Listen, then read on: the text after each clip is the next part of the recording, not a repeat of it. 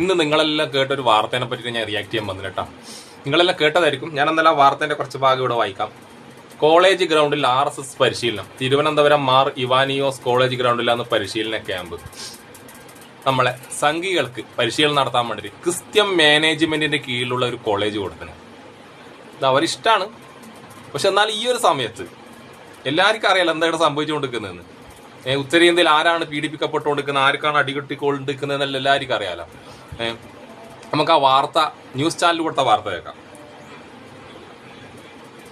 Thiruvananthapuram Mar Ivanios college ഗ്രൗണ്ടിൽ RSSന്റെ പരിശീലന ക്യാമ്പിനെതിരെ SFIയും KSUവും ഉൾപ്പെടെ വിദ്യാർത്ഥി സംഘടനകൾ പ്രതിഷേധവുമായി രംഗത്തെത്തി.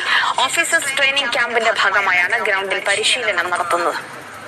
കോളേജിന്റെ അകത്തോട്ട് പൊടി പോലും കൊണ്ടുപോകാത്തൊരു സാഹചര്യമാണ്. ഈ ഓട്ടോണമസ് കോളേജ് പോലുള്ള ക്യാമ്പസിനകത്ത് കോളേജിന്റെ ഗ്രൗണ്ടിൽ ഇത്തരത്തിലുള്ള അനുമതി നൽകിയത് ആരാണെന്ന് പരിശോധിക്കണം. ഈ ക്യാമ്പിന് അനുമതി നൽകിയത് സംബന്ധിച്ച് കോളേജ് വ്യക്തമായ വിശദീകരണം നൽകുന്നില്ല.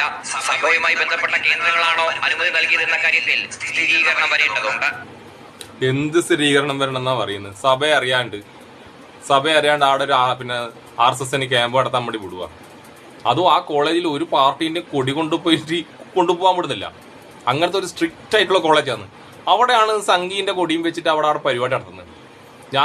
ആ സഭയിലെ മൊത്തം ആൾക്കാർ അറിഞ്ഞെന്നോ ഇതിന്റെ ഉദ്ദേശം എന്താണെന്ന് അറിഞ്ഞെന്നൊന്നും ഞാൻ പറയുന്നില്ല. പക്ഷെ അതിൽ കുറച്ച് ആൾക്കാർ അറിയേണ്ടെന്നും ക്രിസ്സംഘികളും കാസയിലെ കൂസന്മാരും കുറച്ചെണ്ണം അതിൻ്റെ അകത്ത് കയറിപ്പറ്റിയിട്ടുണ്ട്. എല്ലായിടക്കും കയറിപ്പറ്റിട്ടുണ്ട്, നമുക്കറിയാം. ക്രിസ്ത്യൻ മാനേജ്മെന്റിലെല്ലാം കുറെ ഇവർ കയറിപ്പറ്റിയിട്ടുണ്ട്. അപ്പൊ അവരറിയാണ്ട് അവരെ കഴിവിലാണ് ഈ സംഭവം നടക്കുന്നത്. അതൊന്നും അറിയാതിരിക്കുന്നു, മറ്റുള്ള ആൾക്കാർ അറിയാതിരിക്കുക എന്ന് പറഞ്ഞു കഴിഞ്ഞാൽ വളരെ സങ്കടമുള്ള കേസായിട്ടാണ്. നീ അറിഞ്ഞിട്ട് നിങ്ങൾ മിണ്ടാതിരിക്കുന്നതാണെങ്കിലും ഈ മാനേജ്മെന്റ് അറിഞ്ഞിട്ടില്ല എന്ന് പറയുന്നതിൽ യാതൊരു ന്യായീകരണം തരണ്ട കേട്ടോ. അറിയാണ്ട് പറ്റിപ്പോയെന്നല്ല. ഇത് അതിലുള്ള കുറെ ആൾക്കാർ അറിഞ്ഞിട്ട് തന്നെ സംഭവം നടക്കുന്നതാണ്. എത്ര കൊണ്ടാലും കിട്ടിയാലും എത്ര കേട്ടാലും എത്ര മനസ്സിലാക്കിയാലും നിങ്ങൾ എന്നിട്ട് മനസ്സിലാക്കുന്നില്ലല്ലോ. ലോകത്തുള്ള എല്ലാ ക്രിസ്ത്യാനികളും മനസ്സിലാക്കുന്നത്. ശരിക്കും പറഞ്ഞിട്ട് പണത്തോട് ആർത്തി മൂത്തിട്ടാണ് ഇതൊന്നും മനസ്സിലാകാതിരിക്കുന്നത്. ഇന്നലെ നടന്ന വേറൊരു വാർത്തയും കൂടി നമുക്ക് കേൾക്കാം. എന്നിട്ട് ഇവരെ പറഞ്ഞിട്ടൊന്നും കാര്യമില്ല. കാസയിലെ കൂസന്മാർ കയറി പിടിച്ചു കഴിഞ്ഞാൽ പിന്നെ ഇവരുള്ളവരെ തലയിൽ വരെ ഇവർ ചാണകം കയറ്റും. എന്നാൽ ആ വാർത്തയും കൂടി ഒന്ന് കേക്ക്, എന്നിട്ട് നമുക്ക് ബാക്കി പറയാലോ. അഹമ്മദാബാദിൽ ബജ്രംഗ് ദൾ ഈസ്റ്റർ പ്രാർത്ഥന തടസ്സപ്പെടുത്തിയെന്ന പരാതി പ്രൊട്ടസ്റ്റന്റ് വിഭാഗം നടത്തിയ പ്രാർത്ഥനാ യോഗത്തിനിടെയാണ് ബജ്രംഗ് ദൾ പ്രവർത്തകർ എത്തിയത്.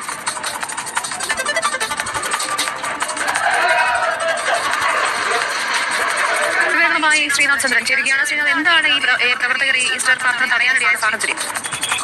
മതപരിവർത്തനം ആരോപിച്ചുകൊണ്ടാണ് ഇങ്ങനെ പ്രാർത്ഥനായോഗത്തിലേക്ക് ഈ ബജ്രംഗ് ദൾ പ്രവർത്തകർ ഇരച്ചെത്തിയത്. വടിയും മറ്റു ആയുധങ്ങളുമൊക്കെയാണ് ഇവർ എത്തിയത്. മുദ്രാവാക്യം വിളിച്ചും ഈ പ്രാർത്ഥനായോഗം തടസ്സപ്പെടുത്തി. ഞാൻ അല്പസമയം മുമ്പ് ഈ പ്രാർത്ഥനായോഗത്തിൽ പങ്കെടുത്ത പാസ്റ്ററുമായി സംസാരിച്ചതാണ്. അദ്ദേഹത്തെ അടിച്ചു വീഴ്ത്തി എന്നതാണ് അദ്ദേഹം പറയുന്നത്. 1-2 പേർക്ക് പരിക്കേൽക്കുകയും ചെയ്തിട്ടുണ്ട്. അവിടെ അടിയാണ് പള്ളി കയറിയിട്ട്. ഈസ്റ്റർ പരിപാടി നടത്തുമ്പോൾ കയറി അടിയോടടി. ഇവിടെയാണെങ്കിൽ അവർക്ക് സപ്പോർട്ട് ചെയ്യുന്നു. ഇതേ നിങ്ങൾ ഈ RSSന് ക്യാമ്പ് നടത്താൻ കൊടുത്തല്ലേ, ഇതേ ക്യാമ്പിലുള്ള ആൾക്കാരുടെ എല്ലാ മനോഭാവവും ഉണ്ടല്ല. നമ്മളിപ്പോ ഈ പറഞ്ഞ അഹമ്മദാബാദിലെ ബജ്രംഗ് ദൾ സംഘികൾക്കുള്ള അതേ മനോഭാവം തന്നെയാണ്. അതായത് നിങ്ങൾ അവർക്ക് സൗകര്യം ചെയ്തു കൊടുക്കുന്നത്. അതായത് ചോറ് കൊടുത്ത, ഭക്ഷണം കൊടുത്ത കൈക്ക്, പാല് കൊടുത്ത കൈക്ക് തന്നെ കൊത്തുന്ന ടീമാ സംഘികൾ. അവരതെല്ലാം നിങ്ങളെ ഗ്രൗണ്ടിൽ നിന്ന്, നിങ്ങളെ കീഴിലുള്ള സ്ഥലത്ത് നിന്ന് എല്ലാം പരിശീലിച്ച് എല്ലാ വർഗീയത പരിപാടിയും ഒപ്പിച്ചു വെച്ചിട്ട് അവർക്ക് അവസരം കിട്ടുമ്പോൾ നിങ്ങളെ പള്ളിക്കുള്ളിൽ കയറും. ഇവരിവിടെയും ഈസ്റ്ററും ക്രിസ്മസും ഒന്നും നടത്തിയൊന്നും സംഖ്യക്ക് ഇഷ്ടമല്ല.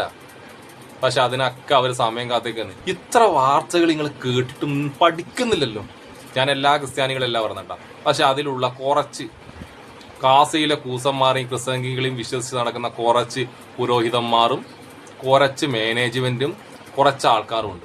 കുറെ ആൾക്കാർ പണത്തിനും കുറച്ച് ആൾക്കാരുണ്ടല്ലോ. ഒരുപാട് കേസുണ്ട്, പണമിടപാടും ഭൂമി തട്ടിപ്പലായിട്ട് കുറച്ച് ആൾക്കാർ, കുറച്ച് പുരോഹിതന്മാരുടെ പേരിൽ കേസുണ്ട്. അതിൻ്റെ എല്ലാം പേടിച്ചിട്ടാണ് ഇവരെ സപ്പോർട്ട് ചെയ്യുന്നത്. പക്ഷെ നിങ്ങളെല്ലാം ശരിക്കും പറഞ്ഞാൽ ഈ കാസേനെയും കൂസേനെയും സംഘികളെല്ലാം സപ്പോർട്ട് ചെയ്യുന്ന എല്ലാ പുരോഹിതന്മാരോടും അങ്ങനെ ക്രിസ്ത്യൻ മാനേജ്മെന്റിനോടും ഞാൻ പറയുന്നത്, നിങ്ങൾ ശരിക്കും യൂദാസുകളാട്ടാ. നിങ്ങൾ നല്ലവരായ ക്രിസ്ത്യാനികൾ ഒറ്റയാണ്. ഇനി എന്നെ എന്തെല്ലാം തെറി വിളിച്ചാലും ഇനി എന്തൊക്കെ പറയാലും കാസയിൽ സംഘികളെല്ലാം വന്നിട്ട് നീ ആരാടാ ക്രിസ്ത്യാനികളുടെ കാര്യത്തിൽ ഇടപെടാന്ന് പറഞ്ഞു കഴിഞ്ഞാൽ ഞാൻ ഇടപെടും. അത് നിങ്ങൾ എന്ത് തെറി വിളിച്ചാലും. കാരണം സംഘികൾക്കെതിരെ പ്രവർത്തിക്കുക എന്നുള്ളത് എൻ്റെ ഭയങ്കര ഇഷ്ടമുള്ള കേസാണ്. കാരണം അവരെന്നെ എന്തെല്ലാം തെറി വിളിക്കുന്നില്ല, എന്തൊക്കെ ചെയ്യാൻ നോക്കുന്നതെന്ന് അറിയാം. പക്ഷെ എന്നാലും നിങ്ങളോട് ഞാൻ പറയുന്ന സംഘികളെ, നിങ്ങൾ എത്ര മാത്രം എന്നെ ആക്രമിക്കാൻ നോക്കുമ്പോൾ എനിക്ക് സ്ട്രോങ് കൂടുകയും ഞാൻ പ്രതികരിച്ചോടേയിരിക്കും. നിങ്ങൾ എന്താ ചെയ്യാൻ പറ്റുന്നത് ചെയ്യും. നിങ്ങളിങ്ങനെ അറക്താലും അറത്താലും ആ ശ്വാസം അവസാനം വരെ ഞാൻ സംഘികത സംസാരിച്ചുകൊണ്ടേയിരിക്കും.